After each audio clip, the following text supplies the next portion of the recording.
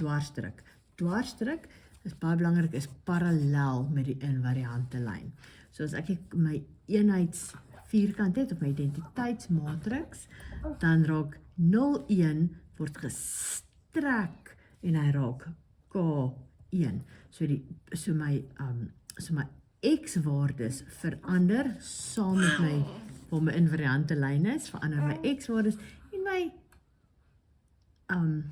my y-waarde bly presies dieselfde. So tegnies raak my klein vierkantjie, soos jy kan sien, raak hierso 'n parallelogram.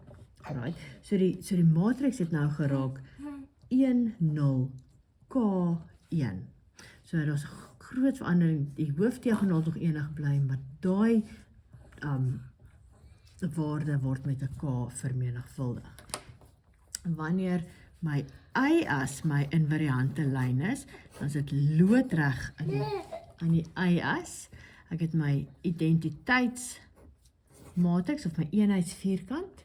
Ek druk parallel met die y-as, so hierdie koördinaat gaan K-waarde gaan skuif na 1K toe, so my reghoek verander in 'n parallelogram. So my nuwe matrix gaan wees 1K01. Right, kom ons doen gou 'n voorbeeld waar kom ons vermenigvuldig. Eerste plek het ek gesê dieselfde druk wat ons vroeër gehad het, as ek hom vermenigvuldig met die x-as as die invariante lyn, en kom ons maak my skaalfaktor 3. Right, so ek gaan maak met 1, 0, 3, 1. Sien jy die effek gaan op die x-waardes wees. Daai koördinate gaan verander na 6, 2 en 17 toe. En dan waar my y-waardes gaan presies dieselfde bly. Okay.